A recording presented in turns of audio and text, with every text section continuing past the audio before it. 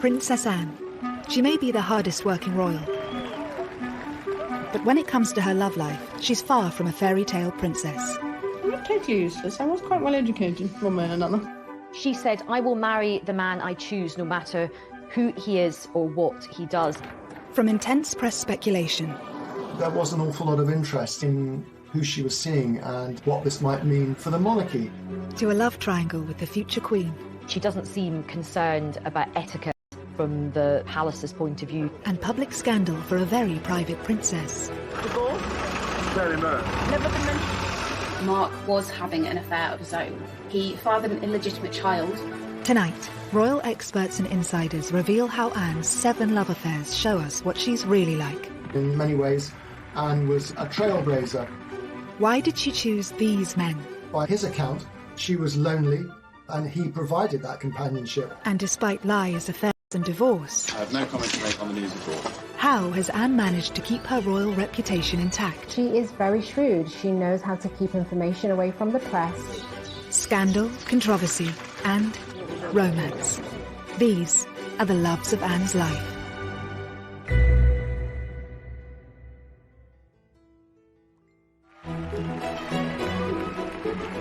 Sir Timothy Lawrence is the man we're used to seeing by Princess Anne's side. Out of all the royals, Princess Anne does seem probably one of the happiest, happily married, very settled, no drama, no impropriety. The marriage spans 28 years, and as this recently revealed cosy, candid photo shows, they're clearly still very happy together. I think a lot of people think that she's always been married to the same person. Anne may be in a stable relationship now, but it's been a long journey to get there. She had a rumoured 7 relationships, each different from the last. Princess Anne's past is, to say the least, colourful. I mean, we know that she had 7 boyfriends. She was the first royal child to divorce. She married a commoner. She just was rebellious. Some of the boyfriends were considered incredibly unsuitable. This story begins whilst she was still in her youth, and perhaps the world's most eligible princess. And when the press reported Anne's very first boyfriend, it seemed like a perfect royal match. Gerald Ward was a friend of the royal family, a great friend of Prince Charles. He was regarded as suitable, if you like, by the palace, educated at Eton. The family had land in Wiltshire. But at 12 years older than 18-year-old Anne, what was it about Gerald that really attracted her to him? He was drawn to a good rider, a good horseman. Her love for horses was almost all-consuming when she was young. Her father said once, if it doesn't fart and eat hay, she's not interested. They were spotted together shortly after Princess Anne finished her A-levels at boarding school. So this really puts her at, the age of 18, really quite young, feeling out these new relationships and kind of figuring out who she was. It's no surprise that her romance with Gerald fizzled out quickly. I think Anne felt she was being sort of pushed, slightly nudged towards this eminently suitable character. And I think she was very young. He was a good bit older. He was too tweedy. It was clear from early on that the young, strong-minded princess wasn't willing to let social expectations dictate her romantic life. Anne was always clear. She said, "I will marry the man I choose, no matter who he is or what he does." If you had not met a man whom you wanted to marry, do you think you would have married out of a sense of duty? No way. She'd led quite a sheltered life, and she needed to explore. She wanted to enjoy life. The romance was over quickly, but their connection didn't end there. Gerald marked the start of an unusual pattern Anne had with most of her ex-partners. Although their relationship did not last, she remained on very good terms with him, as did the rest of the family. Gerald actually ended up being one of Prince Harry's godparents. The fallout from Gerald showed Anne just how desperate the press were for stories about her love life. She was forced to come up with ways to keep her private life private.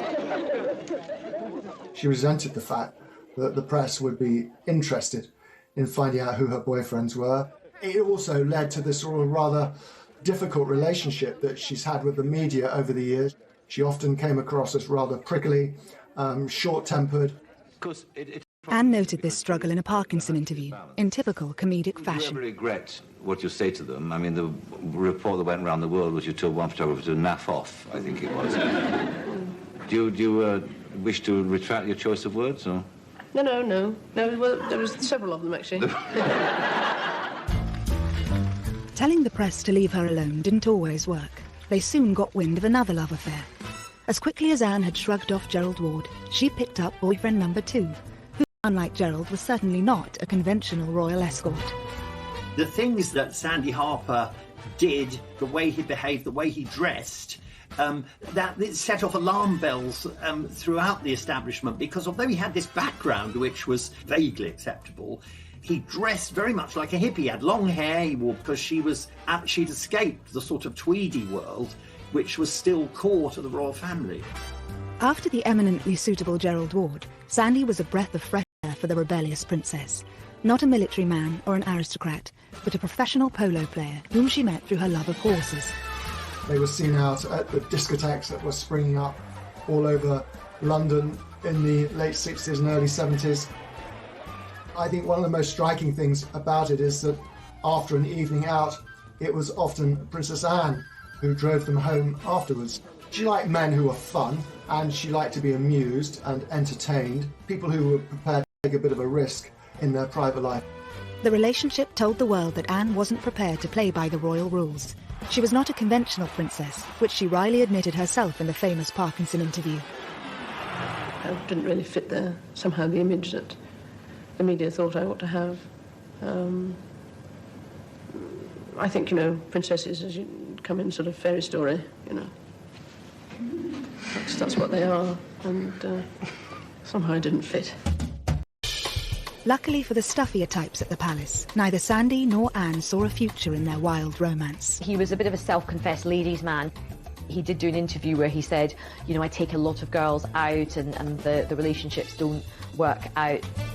I think probably that was the most exciting time of her life, in a way, but she knew it couldn't last.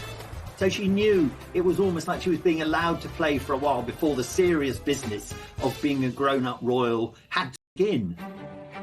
By age 20, speculation about Anne's love life was rife, and when rumoured boyfriend number 3 hit the headlines, it seemed Anne was open to becoming a grown-up royal.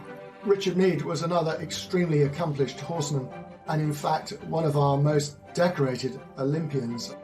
His love of horses, that rivalled even hers, seems to have been a huge attraction for Anne. But unlike Sandy before him, Richard also had an understanding of her royal life. Meade was definitely part of that approved social set that it was okay for the royals to mix with, because, they knew his background, they knew his family. He was also quite discreet, which is obviously something that the royals really take quite seriously. And she really wouldn't have been interested in someone that fawned over her and her royal status. But I think for her, the main thing would have been someone that could deal with her no-nonsense attitude. Richard seemed to be the favourite for the princess's hand. I think there was a lot more talk about Richard Meade as a potential husband for Anne than there had been hitherto about anyone else. But Anne's own father had his doubts. Richard Meade, who indeed was a friend of mine, he was unfortunately 12 years older than the princess, age gap between the two, so he was discouraged. Anne was just 20, and Richard may have been just too grown up for the young princess. She seems to have listened to her father, and after less than 2 years, the pair parted ways. She was in no great hurry. Times had changed. She was not under pressure to marry. She didn't have to produce an heir to the throne. It gave her a degree of freedom that her brother never really had to enjoy. And she was determined to enjoy it. And if that meant dating 1, 2, 3, 4, 5 men before she married, then so be it. Richard Meade, he became quite a close friend. They could go on horse events together, and his children became very friendly with Prince William and Prince Harry. So she wasn't spiteful, she wasn't bitter. Next, Anne's most risky romance has been under wraps for years, involving a complicated love quadrangle. He would have been a complete no-no for the royal family.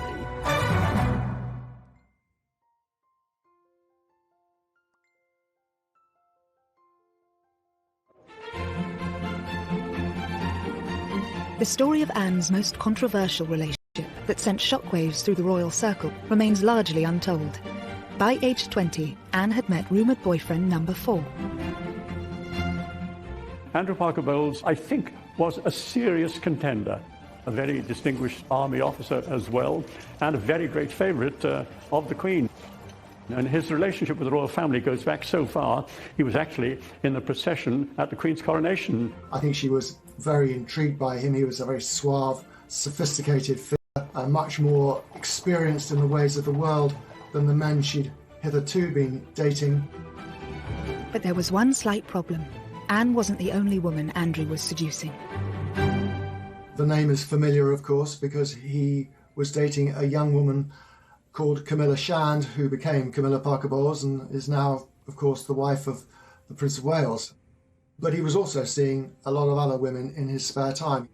It was thought that when he cheated on Camilla with Princess Anne, that Camilla decided to get a bit of revenge, and that was when she actually started up her own relationship with Prince Charles.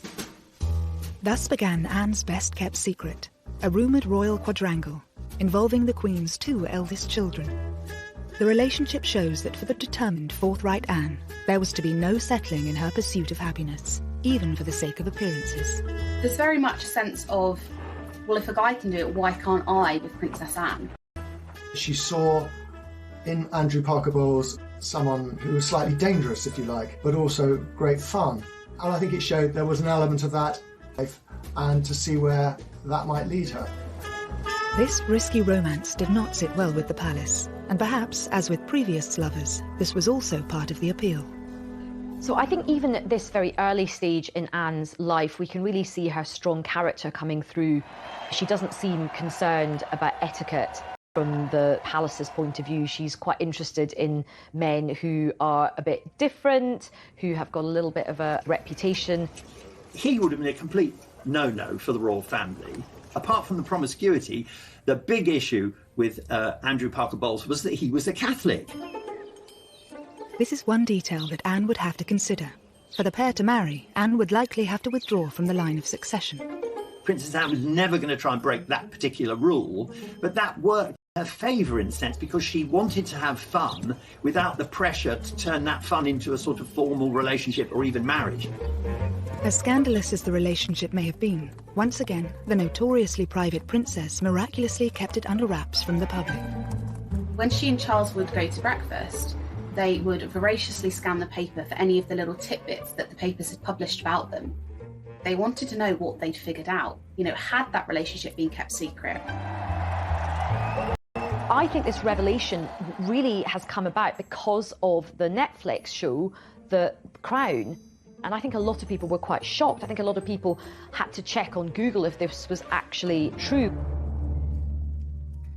How do you know all this? Because I was briefly caught up in it myself. Wait a minute. When? Then, in the past, it doesn't matter. It was all very straightforward. He got what he wanted, which was to make Camilla jealous. I got what I wanted, which was a bit of fun. Fun? Yes, sorry, Mummy, it was. The private conversations can still only be imagined, but the story of this extraordinary relationship was a revelation to most. She really was besotted with Andrew Parker Bowles. I think after a couple of years of Anne really chasing him, she realised that, you know, he was only really going to make her unhappy.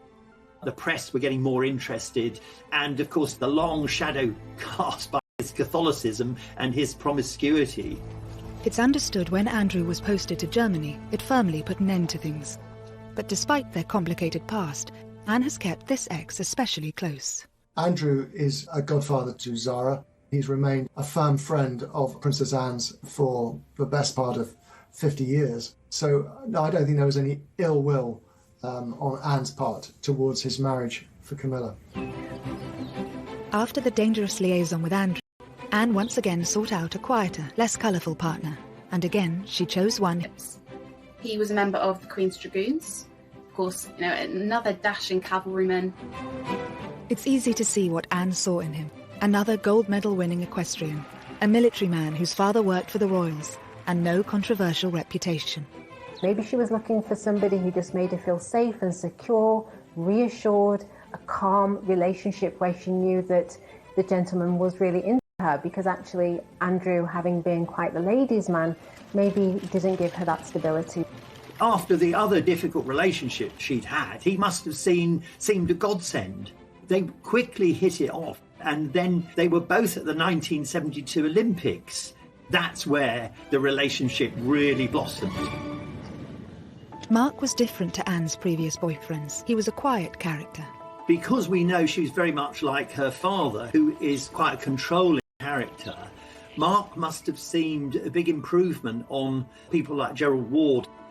The relationship would have been the man in the driving seat. With Mark, it was different. He was quite shy. Royal biographer Brian Hoey has first-hand experience having met and interviewed Mark and Anne. The princess took control of the interview, and I've known him ever since, and he's a pretty good guy, and you get him talking privately, and he is very, very articulate, but he's not brilliant if you get him, speaking publicly in television. When you were a teenager, did you have any idea of the sort of girl that you would like to marry? No, no, I didn't. I wasn't very clever with girls, I don't think, when I was a teenager. I definitely was a bit not very good. Not very successful, should I say. After the princess's previous boyfriends, who enjoyed the limelight and matched her strength, Mark seemed happy for Anne to take the lead. His background was very different to her. He was a commoner, he was the son of a sausage maker. He didn't really have the airs and graces of somebody who had grown up around royal circles, that confidence. Anne appeared to welcome this break from her usual aristocratic type. The new romance was quickly blossoming and, of course, instantly captured the attention of the world's media. Princess Anne was terrified. I don't think that's putting it too strongly, that her relationship with Mark Phillips would be discovered, would be exposed, would be written about in detail. And I think the reason for that was that she knew that he was the one. To avoid being discovered, she even admitted to hiding in Mark's horse box with her typically dry humour. It was an enjoyable experience being in a horse box, no? Well, I've been a much better driver of horses than ever since. You have? You had some consideration. She was always quite happy to lie. Strain keeping it secret and indeed keeping it away from people like ourselves. But I think it has, yes, it became rather restrained in the end. But the press finally got their story. The long months of rumour, speculation and denial were over. The Easter engagement was now public knowledge. Mark Phillips was the man who had finally tied down the Queen's only daughter. The royal family were thrilled at the engagement, so much so that the Queen Mother said that they were the perfect couple. 6 months later, on the 14th of November 1973, Anne became the first of Queen Elizabeth's 4 children to wed. The moment we've all been waiting for, and how lovely she looks. It was a spectacular at Westminster Abbey. These pre-internet days, still something like 500 million people plus watched the wedding. So inevitably it started off with enormous enthusiasm. They face this great aisle in the congregation. All eyes are upon this couple. Both Anne and Mark were hugely private, but they instantly became one of the world's most famous couples. He was beginning a public life which he hadn't really countenanced for himself. But he sort of reconciled himself to the fact that he was marrying a woman he loved and he would just have to make the best of it. Such was their desire for privacy and normality. When Mark was offered an earldom from the Queen, he turned it down, as the newlyweds wanted their children to be freed from royal constraints. Early married life appeared idyllic from the outside. The Queen, as a wedding present, had given Anne Gatcombe Park, this magnificent house in Gloucestershire. I saw quite a lot of Anne and Mark during their early days of marriage. I thought they were perfectly suited. Apart from being a loving couple, they were good friends. Anne continued her riding career alongside her royal duties. 4 years after the wedding, their first child, Peter, was welcomed into the family. But within a couple of years of Peter's birth, cracks were already beginning to show in the marriage. Both of them had left the world of show jump. Diều bay vút cao, rồi cùng nhau chia phe chia chọn rực tươi.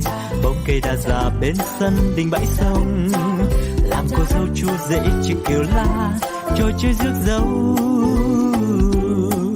Kỷ niệm xưa mãi sống trong cuộc đời tôi, thân tin. thơ. Rồi ngày tháng trôi đi, bao nhiêu mong ước xa xưa chỉ còn là kỷ niệm. Từng đêm tôi nhớ về cuộc đời đua trên bốn bề giàu lo, nhiều lúc ước mơ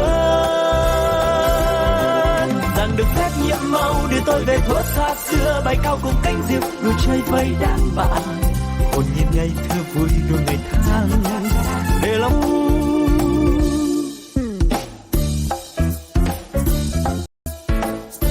And competing, and he was becoming a farmer and she wanted to devote herself to royal duties. I think they were very much in love, but he was in love with Anne, who was a horsewoman who shared his passion for riding. I don't really think he gave much thought to the other side of Princess Anne, someone who had a full public life as a royal princess, and where that meant he was going to fit in.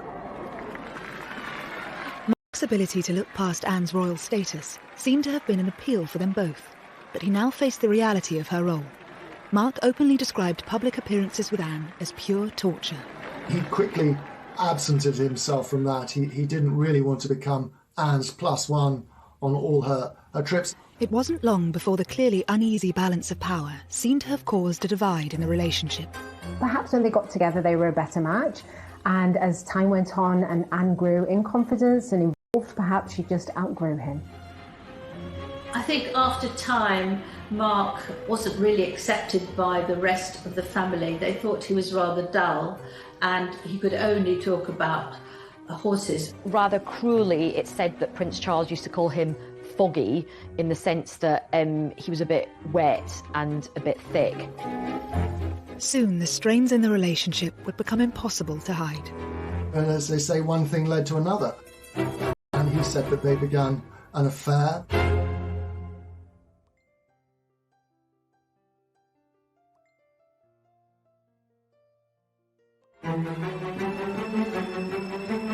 If the first few years of Princess Anne and Mark Philip's marriage had shown cracks, 6 years in, a chasm was appearing.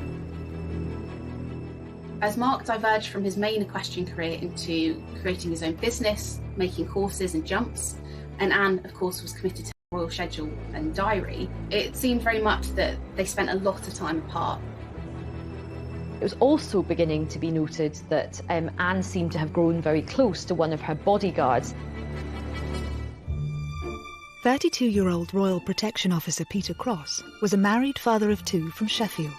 His background, plain, northern, brought up in South Yorkshire, completely different from that of the princess, but I don't think that mattered that much. A strong action man, Cross was very unlike Mark Phillips, with whom Anne appeared to be growing tired.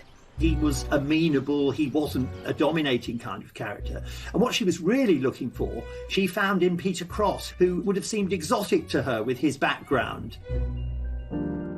By his account, she was lonely. Phillips was, they say, one thing led to another. And he said that they began an affair. They would chat a lot on the back stairs of Gatcombe House. And Mr. Cross explains it, that they were sitting there one day chatting, and he looked into her eyes and she looked into his eyes, and they clasped hands and they kissed. Photographs of Peter Cross and Anne from his time as her protection officer hint at their close relationship. Cross and Princess Anne do seem incredibly comfortable in each other's company, overly familiar for the role they were in. You do get the impression that Anne was enjoying that attention, but also Cross was really quite distracted. He doesn't look like somebody who's there to protect her from a potential threat. He looks lost in the moment. He began to dress rather like the sort of tweedy, horsey people that Anne surrounded herself with. He wore tweed caps, moleskin trousers. He began to look the part, and so the rumour mill began to work. When it was suspected that they were having an affair, Peter Cross got removed from his position and sent away. And there's an interesting scene in The Crown where Anne and her mother have a conversation about it. You can't. Here's the one thing that makes me happy. You have so much to make you happy. Then how come none of it does? Of course, this drama surrounding the romance is imagined, but experts think it still had a big effect on Anne. He was obviously quite important to her at a time when her Emotions were quite high. But allegedly, Anne wasn't about to give up on Cross that easily. Summoning him to Gatcombe Park after his dismissal, a day in the country became code for them meeting up. It is said that they still met from time to time, and that Anne had a code word so that people wouldn't know it was her when she was telephoning, and if she would say it was Mrs. Wallace. Was this, we all wondered, a reference to Wallace Simpson, another rather notorious figure linked to past royal misbehaviour? What's quite interesting is that she's quite defiant about this relationship as well. She is a rebel, she isn't going to play by the rules, and even though he's been sent away, she still wants to see him, and she does. Peter Cross maintains he's stayed in touch with Anne for several years, and whilst Anne chose not to comment on these allegations publicly, she and Mark were forced to address questions about the state of their marriage during that revealing interview with Michael Parkinson for Network 10 in 1983. When Parkinson asks about the rumours, you see Princess Anne flinch ever so slightly. That suggests that she was afraid of what's coming. She also instantly averts her gaze, looks downwards, and you do see her eyes in this moment. There have been rumours recently about divorce and happiness. Are they true or untrue? Ill-informed gossip has been going on for years. One thought or another. You can really feel how awkward that was. But how do you react when you read these stories? I mean, what is your feeling? There was much of a pause before either she or Mark gave comment in response to that question. It's a difficult question to answer, and that it depends. There's a moment where he starts speaking, you can sort of see her swallowing and just looking visibly uncomfortable. I think to a large extent you ignore them. I think, but then if they start to persist and go on and on and on, then it starts to become a bit trying. You eventually feel that he really didn't need to say anything. She'd left it in a good place, but then he comes in, he responds with that nervousness, and in explaining himself actually just makes them look guilty of hiding something, and essentially kind of undoes what she says. The body language between them was absolutely terrible. They did not look like they even liked each other, let alone happily married together. After keeping quiet about the alleged affair at the time, in 1985, Peter Cross sold his story to the News of the World. He blurted out all the details of their intimacy and their closeness, and the fact that she had taken a real shine to him. I interviewed Mark Phillips, and this was shortly after the scandal. He said, "Policeman, don't talk to me about bloody policemen." She didn't like the idea that this relationship between his wife and a lowly policeman had been splashed all over the newspapers. Anne would have been mortified to have heard these stories shared about herself, whether they were true or not. You know, we only have Peter Cross's word for all of this. Anne has never uttered a scintilla of comment about it or not. Anne's ability to remain tight-lipped about her private life may be one of the reasons why she escaped this scandal pretty much unscathed. I think Anne didn't get a huge negative response from the public was because she didn't say anything. She didn't confirm it. She didn't deny it. She just got on with her daily life. She just didn't feel the need to actually address it because it was her private life that the public were not entitled to know about. I think the public's view was that this is just scandalous muckraking, and they were prepared to give the benefit of the doubt. Another reason Anne's reputation remained largely intact following these revelations did with Lady Diana. Once Diana arrived, Princess Anne was out of the picture. Here is this young, glamorous, shy, extraordinary young woman who we imagined was going to marry the heir to the throne after a very long time. It probably quite suited Anne in many ways that there was somebody to sort of deflect attention away from her.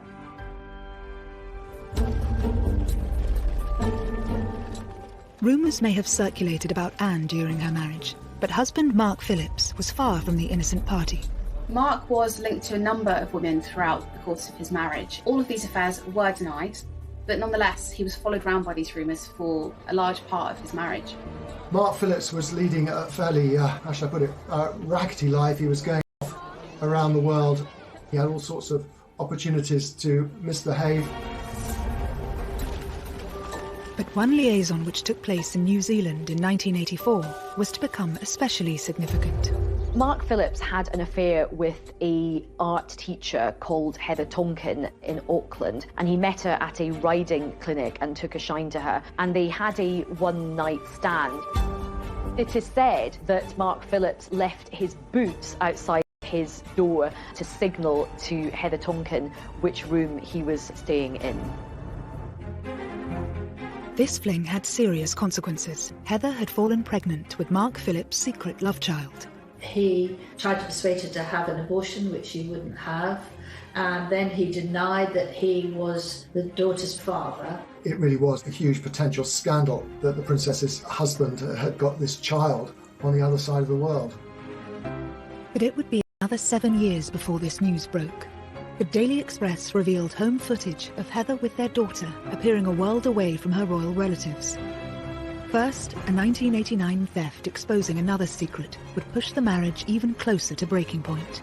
Anne was having an affair while still married. He had echoes of the sort of practical action man that she'd found in Peter Cross, and I think that was very appealing.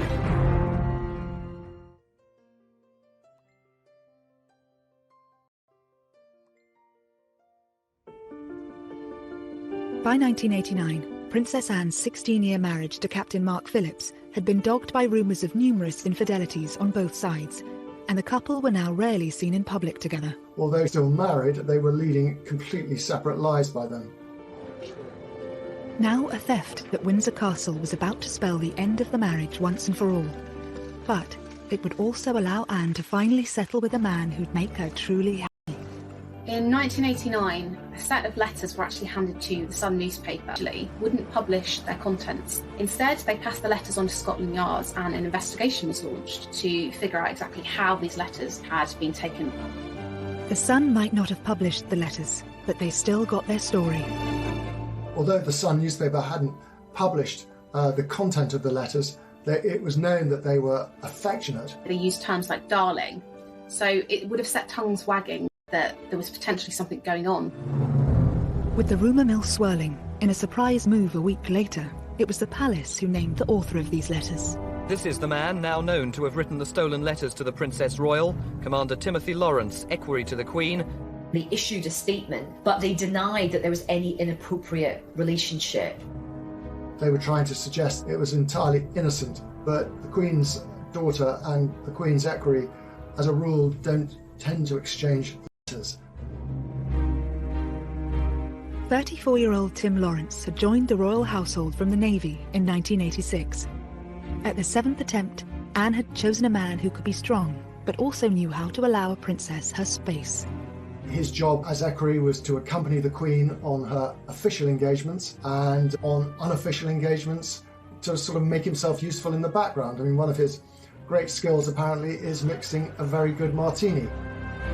And what's interesting is that he got this role coming from, quite a humble background. Here's a man who was born in Camberwell, didn't go to one of the great public schools, wasn't linked to the royal family at all, and certainly wasn't part of the horsey world. Tim really couldn't care less about horses, which of course was something that we've seen in many of Princess Anne's relationships, that they were all equestrians.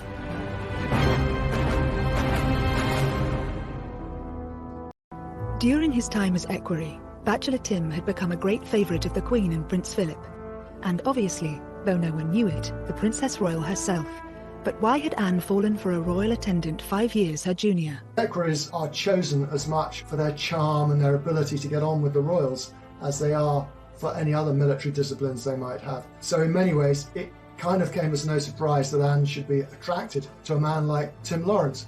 He had echoes of the sort of practical action man that she'd found in Peter Cross, and I think that was very appealing.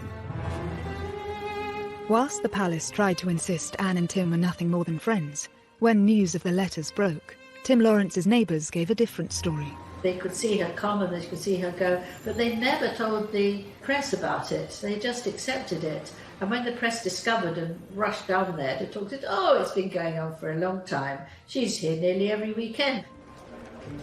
Anne was having an affair whilst wasn't willing to let life pass her by without the support of a loving partner or the joy that comes with having a relationship.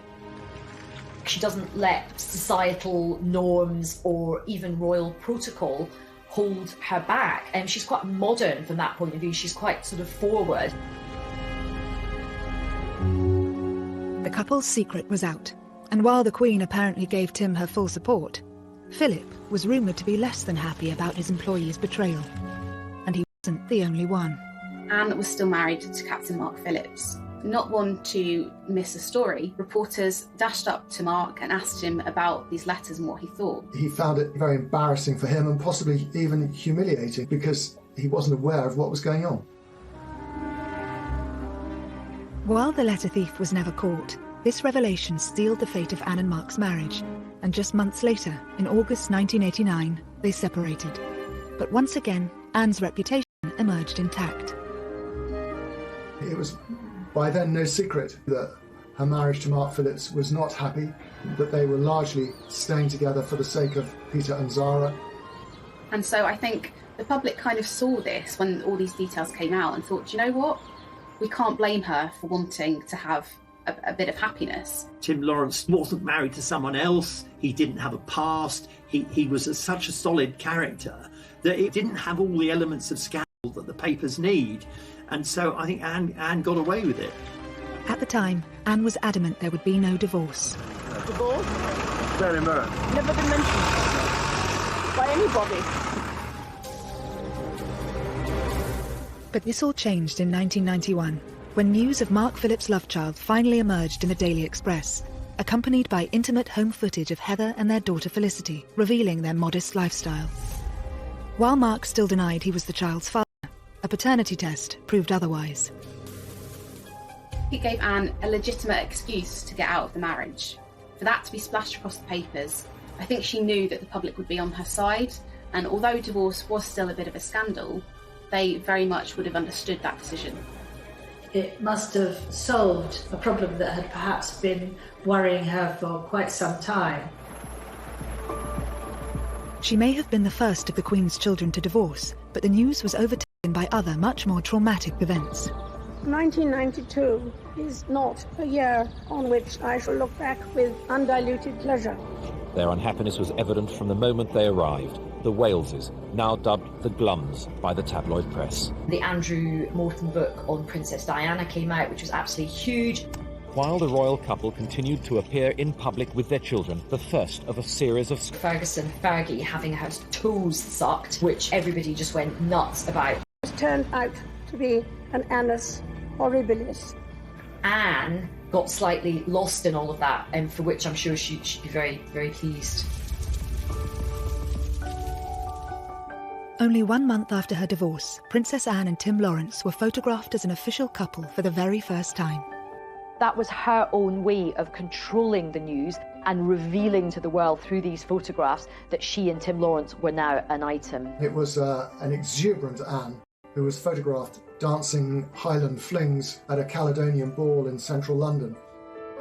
Whilst Mark Phillips had been accused of lacking a backbone and Andrew Parker Bowles too wild, Princess Anne had finally found her Mr. Right in Tim Lawrence, the perfect combination to suit her needs. I think he's the sort of man that Princess Anne was looking for, actually. You know, stable, thorough, reliable, honourable, who would let her take the royal position. And he was there, but he didn't seem to be somebody who would be walking way behind, uninvolved and feeling neglected. Tim and Anne were married by the end of the year, and this intimate footage of their wedding, captured by a small film crew, reveals the day was a basic affair, in stark contrast to the pomp and ceremony of her grand nuptials 19 years earlier. It was, on the Princess Royal's insistence, a private family occasion at Crathy Church today, a church just outside Balmoral Castle, and one she's been going to since she was a small child. The Princess and Tim went to Scotland to get married because at that time the Church of England refused to marry divorcees again in church, and she wanted to get married in church. She would have preferred it, of course, if there hadn't been a single photographer there. I was up there for it. I mean, at the time, it was characterised as being rather joyless. I think that was largely because of the time of year, the weather, and the number of guests, in contrast to her grand wedding at Westminster Abbey all those years earlier, but I think that's very unfair. It was the wedding that the two of them wanted. I do think Princess Anne has found her true love. She looked genuinely happy. Some people said they haven't seen her look as happy for years and years. At 28 years and counting, Anne now has the second longest running marriage in the royal family. Although her love life has courted controversy at times, she can also boast an unblemished public image. Anne has been shaped by each and every one of her 7 relationships, all of them influencing the Princess Royal we know today. I think they show us, in a sense, Anne's journey from this innocent, willful, slightly rebellious girl to the very solid, dutiful woman we have now. Because they were, in a sense, mistakes from which she learned. She's come to quite a strong conclusion about what works for her. She did seek out the sort of love that she wanted, despite many of the constraints that were on her from a young age. I think she's a bit of a beacon for modernity and modern marriages and modern relationships today.